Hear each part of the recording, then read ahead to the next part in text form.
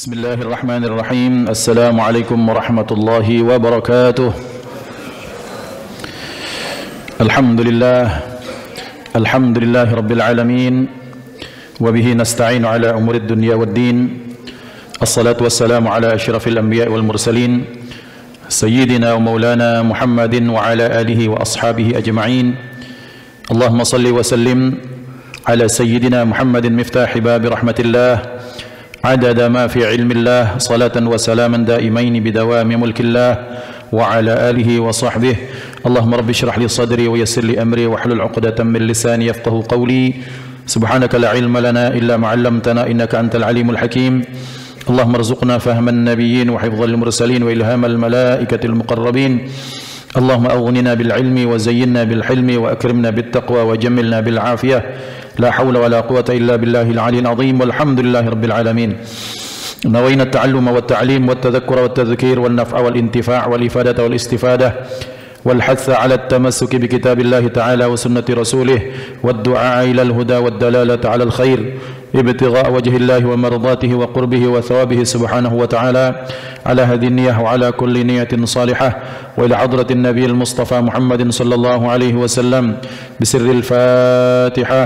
أعوذ بالله من الشيطان الرجيم. بسم الله الرحمن الرحيم. الحمد لله رب العالمين الرحمن الرحيم مالك يوم الدين إياك نعبد وإياك نستعين اهدنا الصراط المستقيم صراط الذين أنعمت عليهم غير المغضوب عليهم ولا الضالين آمين. Ikhwah dimuliakan Allah Subhanahu wa taala, yang saya ta'zimi para ulama, para fuqaha, para imam masjid, ketua dan pengurus Masjid Baitur Rahman Bang Raya, para jamaah shaimin dan qaimin rahimani wa rahimakumullah. Alhamdulillah, bersyukur kehadirat Allah. Kembali kita dipertemukan Allah Subhanahu wa taala dalam kajian Ramadan. Allah pertemukan kita dengan bulan yang baik. Allah pertemukan kita dengan hari yang terbaik dalam satu pekan. Berharap bahwa Allah Subhanahu wa taala meridai semua amaliyah kita dari dulu kini hingga nanti insyaallah.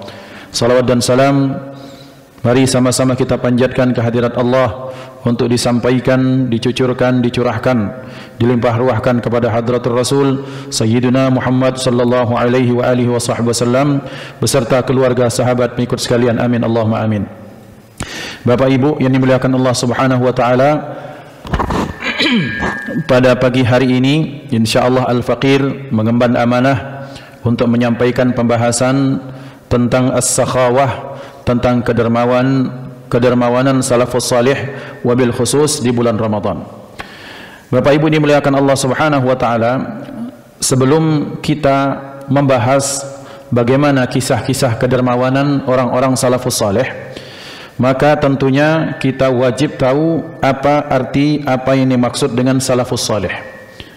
Yang kemudian kata-kata ini sangat sering digaungkan oleh orang zaman sekarang.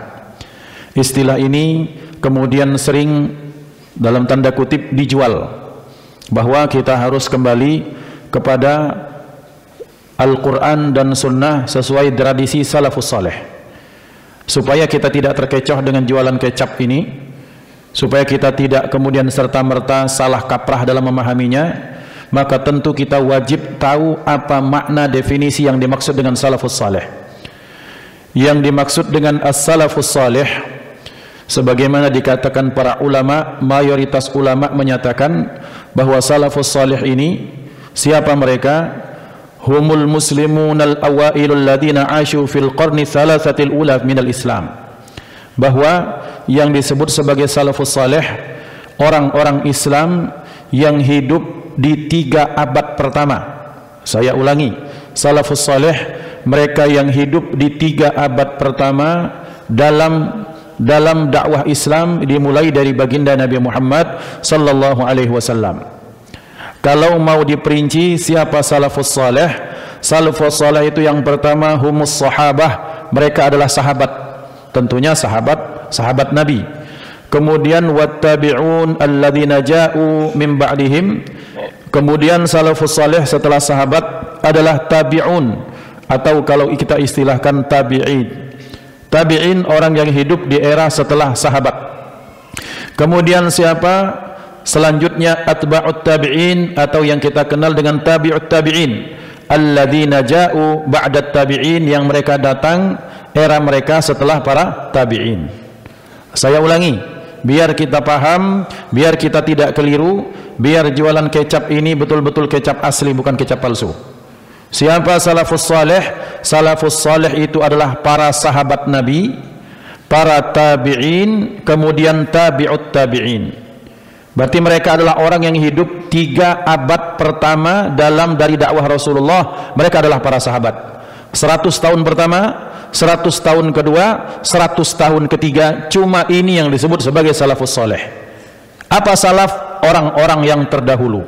Setelah 3 abad hijriah ini, mereka bukan salafus salih, tetapi mereka adalah khalaf. Mereka adalah orang yang datang setelah salafus salih. Siapa as-sahabah? Manhumus sahabah. Siapa mereka sahabat?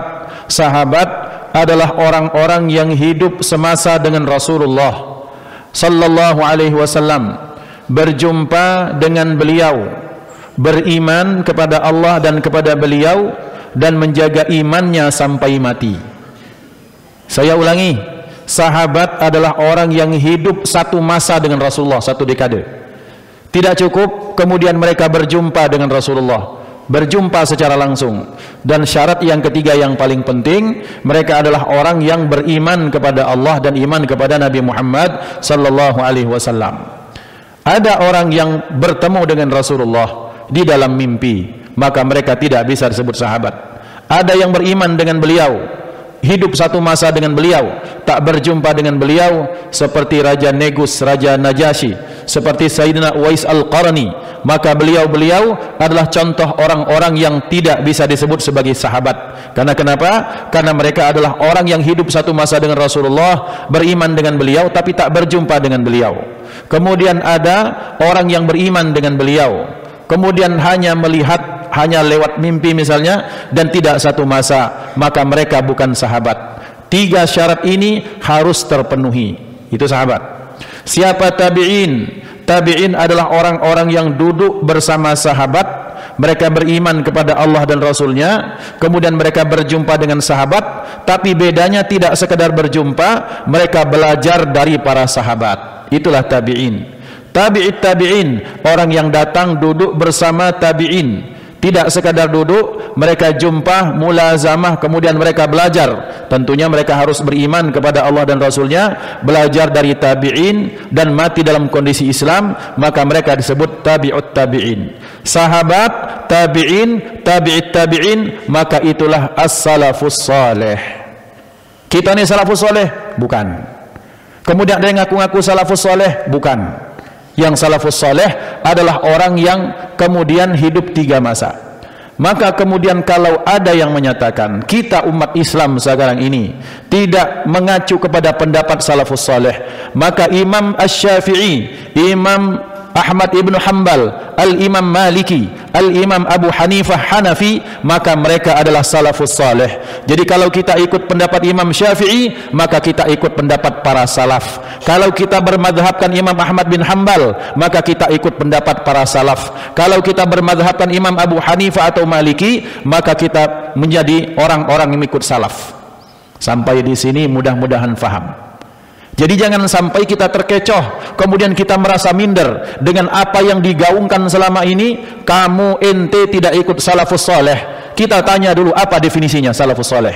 Maka salafus saleh kalau tidak tahu, mereka menyatakan cuma sahabat. La, salafus saleh 3 generasi, sesuai dengan hadis baginda Nabi Muhammad sallallahu alaihi wasallam. Sabda beliau, khairul quruni qarni, thumma alladhina yalunahum, thumma alladhina yalunahum. Sebaik-baik abad, sebaik-baik era adalah masaku, kata beliau.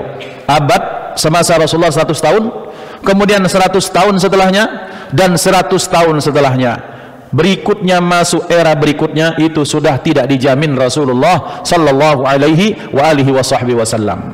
Maka ikhwan dimuliakan Allah subhanahu wa ta'ala. Sampai di sini, maka apa kemudian ciri-ciri salafus salih?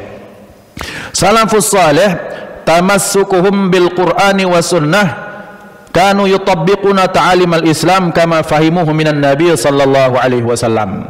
Mereka berpegang kepada Al-Qur'an dan sunnah, Maka kita lihat para sahabat berpegang kepada Al-Quran dan Sunnah, berpegang. Tabi'in berpegang kepada Quran dan Sunnah, berpegang.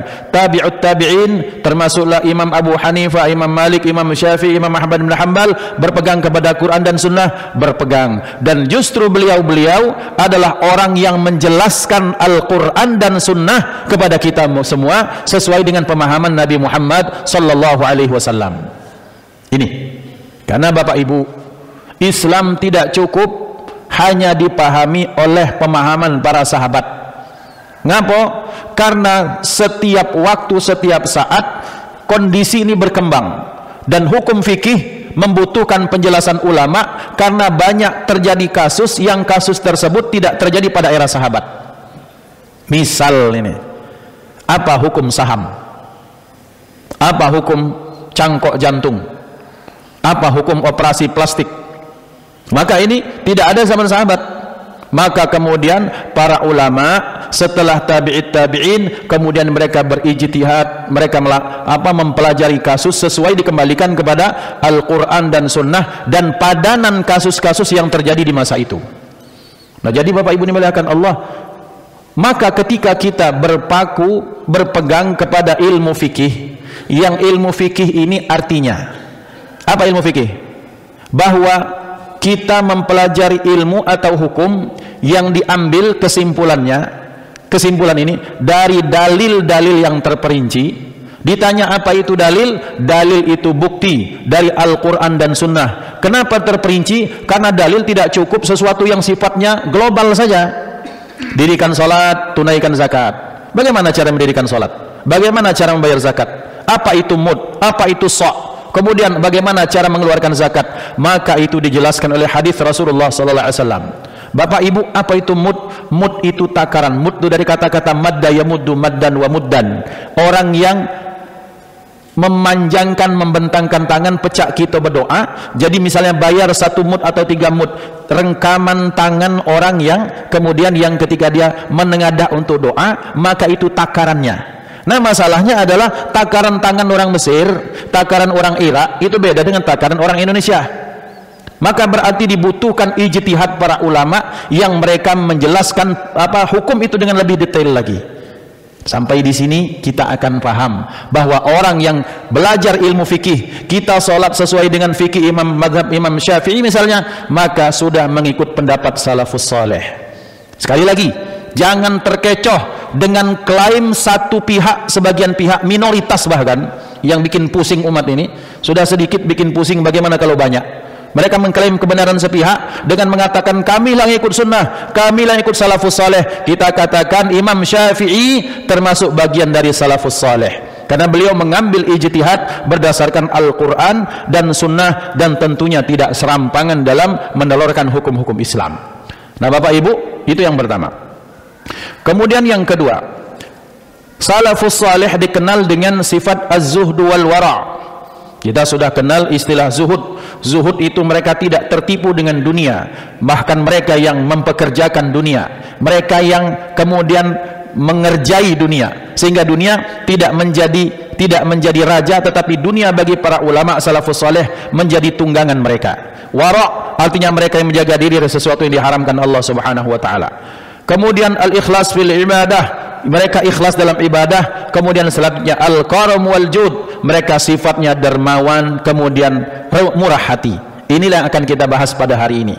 Jadi Bapak Ibu, kita bahas salafus saleh selesai. Kemudian Ramadan kita sudah jelaskan, sangat sering dijelaskan.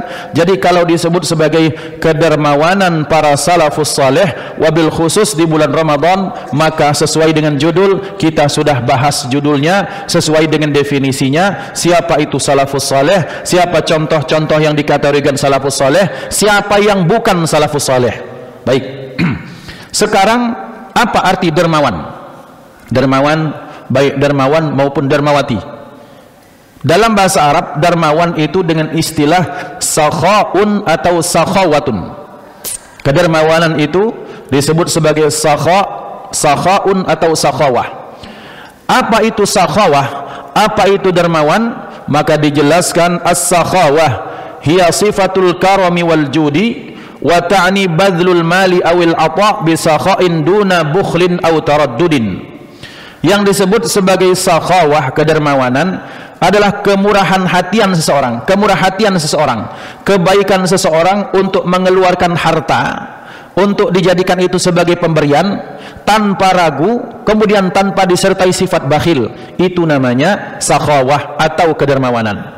Kebaikan hati seseorang, kedermawanan seseorang untuk mengeluarkan harta dan upaya untuk memberikan kebaikan dalam bentuk tenaga maupun terutama harta, tanpa disertai rasa bakhil, tanpa disertai dengan rasa ragu, maka itu disebut sebagai sakhawah atau kedermawanan. Maka Bapak Ibu, nama Allah, salah satunya Allah itu bernama, kita kenal dengan Ya Dzal Judi wal Karami, wahai zat yang mempunyai sifat dermawan dan baik atau murah hati. Maka Allah Subhanahu wa ta'ala, kemudian kembangan dari karam ini, maka Allah bersifat karim. Karam, pecahan dari karam, ada kata-kata karim. Apa makna karim? Al-Karim, Allah Maha apa? Al-Karim, Maha mulia. Ngapa mulia? Mulianya Allah salah satunya karena kedermawanannya. Misalnya ada orang baik, ada orang itu kenapa dia mulia? Ada yang memuliakan seseorang gara-gara jabatan ada. Tapi ada orang yang bukan pejabat, dia bukan keturunan orang hebat, dia orang biasa, tapi dia betul-betul baik hati, murah hati, kemudian ringan tangan untuk membantu. Maka ini orang menjadi mulia di tengah masyarakat karena kebaikan hatinya, karena kemurahan hatinya. Maka ini orang dalam bahasa Arab disebut sebagai orang yang karim. Maka Rasulullah Sallallahu Alaihi Wasallam ketika beliau masuk, ketika untuk Fathu Makkah, dari kota Mekah sampai ke Madinah untuk menaklukkan kota Mekah, datang bersama puluhan bahkan seratusan ribu sahabat, beliau datang. Maka orang-orang Mekah ini ngomong, marhaban bi akhin karim ibni akhin karim, selamat datang wahai saudara yang mulia dan anak saudara yang mulia. Jadi mereka menggunakan kata karim. Bahasa sederhananya tuh mereka pengen apa? Mereka pengen merayu Rasulullah supaya mereka tidak diusir dari kota Mekah. Nabi bukan orang yang gampang untuk dirayu. Kalaupun beliau memaafkan mereka, karena memang Rasulullah adalah orang yang mulia tanpa harus diminta-minta rasa maaf beliau. Beliau memaafkan semua orang-orang yang pernah mencelakai dan menzalimi beliau. Tapi melihat orang-orang Arab memanggil Rasulullah itu bi akhin karim, dengan saudara yang mulia, karena memang Bapak Ibu, Rasulullah Sallallahu Alaihi Wasallam adalah pribadi yang sangat jud, orang yang sangat dermawan. Wa ajwadu ma kana fi Ramadan, wa ajwada ma kana fi Ramadan, dan bahkan dinyatakan kalau sudah masuk bulan Ramadan karihil mursalah, seperti angin yang bertiup. Salafus salih, sahabat, tabi'in, tabi'it tabi'in, sahabat, pengikutnya tabi'in, pengikutnya tabi'it tabi'in, maka mereka adalah orang yang mengidolakan Nabi Muhammad sallallahu alaihi wasallam dalam aspek kemuliaan dan kemurahan hatinya. Bagaimana kedermawanan Rasulullah? Diriwayatkan Rasulullah sallallahu alaihi wasallam adalah orang yang dermawan, dan kedermawanan beliau itu berlipat-lipat kalau sudah masuk bulan Ramadan. Kalau sudah masuk bulan Ramadan, maka itu seperti angin yang bertiup. Apa penjelasan ulama tentang angin yang bertiup? Bapak Ibu, jadi ada angin bertiup, misalnya di pantai, daerah yang banyak angin. Ada 4 kampung di pinggir pantai tersebut, di pesisir. Kemudian angin itu ada pilih-pilih kah? Ini ada 2 kampung yang beriman, kampung A sama C. Kampung B sama D penduduknya kafir. Kemudian angin itu karena dia makhluk Allah, utusan Allah, dia pilih kampung A sama C saja. Kemudian B sama D nggak dikasih angin. Tidak seperti itu. Bahwa rihil mersalah, angin yang bertiup, maka tiupan angin itu akan menyapu semua kampung, mau dia iman mau dia tak iman, mau dia orang kaya mau orang miskin. Maka Rasulullah sallallahu alaihi wasallam ketika beliau menjadi orang dermawan, yang miskin, yang fakir, budak hamba saya diberikan bantuan oleh Rasulullah, bahkan yang kaya pun diberi sama Rasulullah. Sampai ada cerita aneh, ada orang minta, ya Rasulullah, minta, ini orang sudah kaya, ini orang bukan orang miskin, kepala suku ini. Kalau kepala suku di Arab Masya Allah sama kayak kepala suku kalau di Papua, mereka yang punya gunung Bapak Ibu. Yang punya gunung itu berarti aset tanahnya di mana-mana. Tapi nggak punya laut karena di gunung ya, nggak sampai di pagar lagi. Kemudian ketika tanya, ya Rasulullah, kasih saya hadiah kah? Kata Rasulullah, sini. Ya Rasulullah, labbaik. Itu semua domba yang ada di lembah itu tak kasihkan untuk kamu semua. Domba yang ada di lembah, Pak. Mereka karena melihatnya dari bukit. Ya Rasulullah, berikan saya hadiah, berikan saya apa? Kata Rasul sini. Itu semua kambing atau domba yang ada di lembah, kuberikan untukmu semua. Pulang kepala suku ini ke kampungnya. Hei, masuklah Islam. Karena kenapa? Karena nabinya Muhammad, kalau dia sudah bersedekah, kalau dia memberikan sesuatu, dia sudah tak takut miskin lagi. Dia kalau sudah memberikan kebaikan, dia tak takut roboh besok itu. Singgonya dinjuk-nyuk kalau yang ada di tangan saat itu. Nah, itulah Nabi Muhammad SAW. Beliau disebut sebagai rihil mursalah, seperti angin yang bertiup, menyapu semuanya, mau pohon, mau rumah, mau batu, mau tanah, disapu, diberikan angin. Yang kedua, rihul mursalah bukan rihul asifah. Rihul mursalah itu angin yang membawa rahmat dalam bahasa Arab. Angin yang bertiup sebelum hujan turun. Sebelum hujan turun itu kan ada angin yang sepoi, yang dingin, yang menyejukkan, menenangkan. Itu namanya rihul mursalah. Maka wujud baginda Nabi Muhammad SAW, kebaikan beliau mencakup siapapun dengan memberikan rahmat dan dampak kedermawanan kepada mereka. Maka kalau sudah masuk bulan Ramadan, maka beliau sallallahu alaihi wasallam itu kebaikannya mengalahkan baiknya angin rihul mursalah atau angin yang bertiup. Nah, kemudian perilaku ini dicontoh oleh istri-istri beliau. Bagaimana? Salah satu wanita yang menjadi istri beliau, semuanya dermawan. Mari kita lihat Ibunda Khadijah, wanita istri pertama yang sangat dermawan. Semua hartanya dihabiskan untuk Rasulullah. Kalau bukan dermawan tak mungkin, Mbak. Kadang-kadang ada oknum istri misalnya. Ada istri yang dia curang. Kalau untuk harta suaminya dia pakai semua, untuk keluarga suaminya dia tahan-tahan, tapi untuk keluarganya dia berikan harta sebanyak-banyaknya. Dia simpan harta, dia keluarkan sebagian, sementara sebagian dia pakai sendiri atau untuk keluarganya. Ini curang. Siti Khadijah tidak. Siti Khadijah apa yang ada pada beliau dihabiskan untuk agama baginda Nabi Muhammad SAW. Yang kedua, contoh, Rasulullah SAW menyatakan kelak, setelah anakku yang paling cepat menyusul adalah Fatimah, maka dari golongan istriku nanti yang akan menyusulku paling cepat adalah yang paling panjang tangannya. Panjang tangan bahasa Palembang berarti juaro. Juaro. Tapi panjang tangan dalam bahasa Arab, Siti Aisyah ini kan orangnya penasaran. Dan Siti Aisyah ini bahasa kita nih kepala pecong. Ini semua dikumpulkan, baris. Semuanya diukur tangannya. Dicari yang paling panjang. Ya standar galau panjangnya tangan, sesuai dengan panjangnya tubuh. Kemudian tak dapat siapa yang disebut dengan panjang tangan makna Rasulullah. Karena Rasulullah kalau menyatakan sesuatu, kadang-kadang nyuruh kita berpikir, tidak langsung aida dengan bahasa-bahasa yang indah. Tak lama dari situ meninggallah, kalau tak silap, Zainab binti Jahsh. Ternyata Siti Zainab binti Jahsh itu wanita yang kerjanya mintal, pakai tangan, buat syal, buat kain, mungkin buat baju dingin. Kemudian hasilnya dijual. Ketika dapat, oh ini yang jual Ummul Mukminin, yang jual istri Nabi. Orang-orang rebutan pengen tabarruk dengan itu. Dipintal dengan tangan wanita yang berhidup bersama Rasulullah. Maka laku, dapat uangnya kemudian disedekahkan.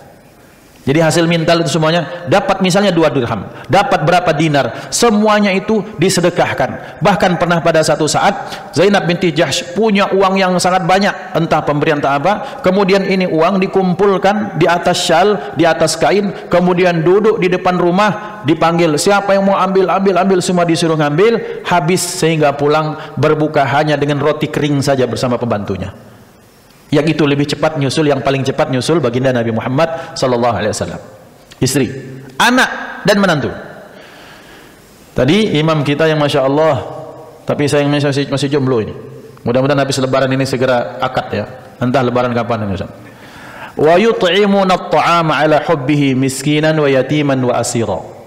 Ceritanya Siti Fatimah, Sayyidina Ali, Sayyidina Hasan, Sayyidina Husain, 4 penghulu surga. Yang satu penghulu surganya, 2-nya ini penghulu dari pemuda surga. Pemuda-pemuda pemimpinnya ini Sayyidina Hasan dan Sayyidina Husain. Kemudian selanjutnya siapa? Ibunda Fatimah, Siti Fatimah, penghulu wanita surga. Jadi ibu-ibu yang salihah, yang menjaga aurat, yang menjaga kehormatan, yang berbakti kepada suami, yang menjaga harkat martabat suami dan harkat martabat dirinya sendiri, kelak dikumpulkan bersama barisan Siti Fatimah Az-Zahra radhiyallahu taala anha wa ardhaha. Nah, mereka berempat manusia mulia ini disebut sebagai ahlul bait yang asli, ahlul kisah, mereka yang dinaungi Nabi Muhammad SAW dengan syal, dengan apa? Dengan surbannya Nabi. Dikumpulkan mereka berempat berlima itu, mereka dalam satu kisah, dalam satu syal. Kata Nabi, inilah ahli surgaku, inilah keluargaku yang sesungguhnya. Nah, lagi puasa. Ketika sedang puasa, Siti Fatimah ini punya kebiasaan, yaitu membagi makanan atau gandum. Gandumnya bukan gandum tepung cak kita, masih bentuk gandum seperti berbentuk padi yang asli. Kemudian oleh Siti Fatimah ditumbuk, kemudian atau di apa? Pakai isaran batu itu diisar, dihaluskan, masih kasar, diayak-ayak lagi, baru dibuat adonan roti. Nah, dibagi 3. Dari mana Sayyidina Ali dapat? Sayyidina Ali dapat nguli bahasa kita, bukan wong sugih, karena mereka tak memilih dunia. Hari itu puasa. Ketika berpuasa, siap-siap makan roti yang seadanya itu. Ketika nak berbuka, datang. Assalamualaikum. Waalaikumsalam. Siapa? Ternyata orang miskin yang ada di Madinah. Kami sudah berapa hari tidak makan, wahai Ali. Minta tolong, kami yakin kamu adalah anak dan menantu serta cucu Nabi. Tak mungkin kami disia-siakan. Adakah yang bisa kami makan untuk menyelamatkan nyawa kami? Balik, masuk ke rumah, minta izin. Istriku, anakku, kasihlah abah, balikan. Maka yang tidak dimakan itu diberikan, mereka berbuka dengan air putih. Besok, kemudian ketika sudah berpuasa lagi, ketika mau berbuka, datang beberapa anak kecil dengan ibunya. Ini saya janda, saya punya anak yatim, suami kami, ayah anak mereka ini mati dalam jihad fisabilillah. Kami lala mau tak makan, lah berhari-hari, pacak nak nulung selamatkan nyawa kami. Bertanya lagi, masuk ke rumah. Mak Mano, silahkan suamiku, silahkan abah, silahkan ayah, diberikan. Berbuka dengan banyu lagi. Kemudian selanjutnya, ketika besok lagi berlaku, lah nak makan tinggal berbuka, datang. Itu tawanan perang, karena tawanan perang di Madinah itu dibebaskan, tapi mereka punya tanda, oh kalau ini tawanan perang, tapi mereka tak boleh keluar dari Madinah, ketahuan tanda mereka. Maka saya ini tawanan perang, kemudian saya tak punya apa-apa, saya tak punya makanan, sudah berapa lama enggak makan, tolong selamatkan nyawa. Maka diberikan 3 hari berbuka dengan banyu putih. Maka kemudian Allah abadikan kisah mereka. Dan apa sikap mereka berempat? Innama nut'imukum liwajhillah. Kami semata-mata memberikan kalian makan hanya untuk mencari ridha Allah Subhanahu wa taala. La nuridu minkum jazaan wala syukura. Kami tidak minta balasan, juga kami tidak minta ucapan terima kasih, apalagi nak minta like, subscribe, kemudian share dak. Kami tidak minta cerita ini disebarluaskan, cerita ini tak diketahui oleh orang lain, tapi Allah yang Maha tahu, dan Allah mengabadikan kisah yang luar biasa ini, kedermawanan. Nah, Bapak Ibu, pertanyaannya sebelum kita tutup, kenapa kemudian kedermawanan ini muncul? Kedermawanan tidak akan muncul di hati orang yang tak punya iman kepada Allah. Sabda Rasulullah SAW, beliau menyatakan, iman dan bakhil tidak akan berkumpul dalam satu hati. Maksud beliau adalah orang yang bakhil imannya itu kurang sempurna. Karena kenapa? Karena mereka tak percaya dengan konsep rezeki yang telah ditetapkan Allah Subhanahu wa taala. Kalau disebut sebagai orang beriman yang sesungguhnya, mereka tidak akan pernah merasa bakhil dengan apapun yang telah Allah titipkan kepada mereka. Maka sabda Rasulullah, tak akan bercampur bakhil dengan iman dalam diri seseorang. Kalau bakhil ya bakhil, kalau mukmin, kalau iman ya iman. Maka berarti orang yang sakhi, orang yang dermawan itu muncul dari rasa keyakinan akan adanya Allah dengan betul-betul yakin. Ada Allah yang maha sugih, ada Allah yang maha membalas, ada Allah yang maha menilai, ada Allah yang maha menghargai apa yang kita lakukan, yang kita berikan. Insya Allah Allah yang balas. Itu namanya iman. Yang kedua, orang yang sakhi itu sakhawah, adalah orang yang cinta kepada Rasulullah sallallahu alaihi wa alihi wasallam. Setelah iman kepada Allah, tentunya dia iman kepada malaikat, kepada kitab, termasuk kepada para nabi, wabil khusus baginda Nabi Muhammad sallallahu alaihi wa alihi wasallam. Dan orang yang dermawan adalah orang yang mengidolakan Rasulullah, Karena dengan cerita-cerita yang telah kita sampaikan tadi, Nabi Muhammad adalah orang yang paling luar biasa kedermawanan di antara manusia semuanya ini. Maka orang yang dermawan, orang beriman, mengaku beriman, ketika dia dermawan, mau dia ucapkan atau tidak, maka otomatis dia sudah mencontoh perilaku baginda Nabi Muhammad sallallahu alaihi wa alihi wasallam. Kemudian selanjutnya, kenapa muncul sifat kedermawanan? Biasanya at-tarbiyatus salihah, karena pendidikan yang baik. Bapak Ibu yang punya mobil atau yang punya motor, kemudian berhenti di mana? Berhenti di lampu merah. Entah dia Naruto kah, entah dia Marsha and the Bear kah, entah Donald Bebek kah. Kemudian bapaknya berhenti, saya berhenti. Nak, kasih itu. Suruh, yuk 1.000 kah, 2.000 kah. Kemudian dia kasih. Seperti itu akan terus terbentuk dalam diri anak untuk memberikan sedekah. Kadang orang datang ke rumah misalnya, nak, cara melatihnya ini kau yang kasih, bukan bapak, diberikan. Kemudian misalnya ketika ada event-event charity, misalnya kita memberikan bantuan, libatkan anak dan cucu kita ya ikhwan. Ajak mereka untuk ikut merasakan bagaimana tak nyamannya, tak enaknya jadi orang yang sedang kelaparan. Ajak mereka, libatkan dalam acara-acara baik seperti ini. Bila perlu, suruh mereka yang memberikan bantuan, sehingga ini menjadi tarbiyah. Tarbiyah juga setelah menyuruh mereka yang melakukan pun tentunya iqtida. Banyak contoh, dilihat bapaknya, kalau ada orang yang datang nyumbang. Bapaknya dilihat atau kakeknya ketika baris shop di masjid, lewat ketika yang pertama sudah salam, assalamualaikum, assalamualaikum, la ilaha illallah la syarikalah, berjalan itu kotak, tak tahu pakai remote apa tuh, berjalan set, dia isi, ini yang isi. Maka dicontoh sama anak, itu akan terngiang-ngiang sampai dia tua ya ikhwan. Karena orang tua tidak akan, tak perlu dia ucapkan, tak perlu dia, nak kau kasih, enggak perlu. Tapi apa yang dilihat, pemandangan dilihat oleh anak, baik itu oleh ayah maupun bundanya, itu akan terkenang terus sampai dewasanya mereka. Iqtidak juga berikutnya. Biasanya orang tuanya ini hobi nian kalau hari Jumat ngajak uang makan. Anaknya kemungkinan besar akan hobi melanjutkan yang seperti itu. Mungkin anaknya tak sebanyak, tak seberduit bapak atau ibunya, tidak sekaya orang tuanya, tapi tetap kedermawanan itu kalau sudah mau ya ikhwan, maka mereka akan bersedekah sesuai dengan kemampuan. Tapi kalau sudah bakhil melanda, maka berapapun harta berat sekali dia untuk mengeluarkan. Maka lihat bahwa orang-orang yang seperti ini biasanya mereka terbentuk oleh orang-orang tua yang saleh dan salihah, yang orang tua mereka pun dibentuk oleh pendidikan oleh orang-orang terdahulu. Kemudian apa jazaa'us sakhawah? Apa balasan dari orang-orang yang dermawan?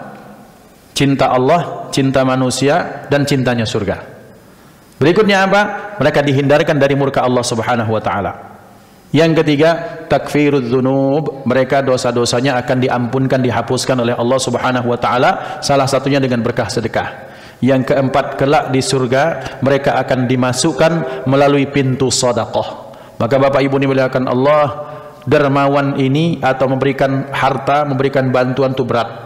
Apa yang paling berat? Yang paling berat dengan iming-iming, anak saya masih sekolah, saya masih punya tabungan yang harus saya genapkan.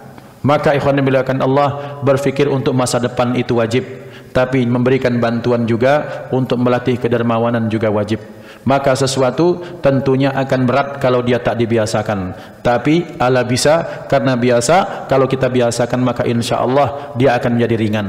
Ini pembahasan kita pada hari ini. Pada akhirnya kita berharap bahwa mudah-mudahan diri kita diberikan keringanan oleh Allah, kemudahan oleh Allah untuk berbagi dengan sesama, diberikan kemudahan oleh Allah untuk meringankan beban orang lain, dan mudah-mudahan kita termasuk orang-orang yang terus mendermakan harta kita, sehingga di mata Allah, dalam pandangan Allah, kita termasuk orang-orang yang dermawan yang sesungguhnya. Hadanallah wa iyyakum ajma'in, usikum wa nafsi bitaqwallah. Insyaallah pada kesempatan yang akan datang kita akan lanjutkan dengan pembahasan berikutnya biidznillah.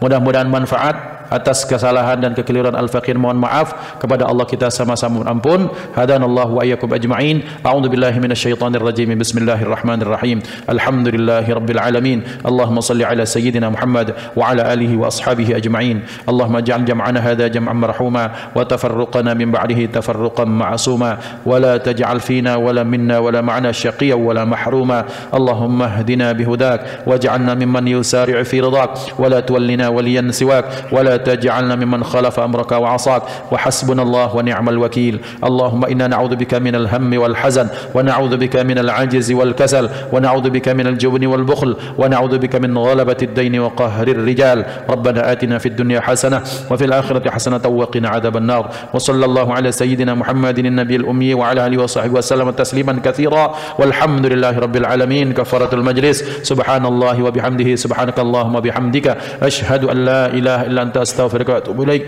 ثم السلام عليكم ورحمة الله وبركاته.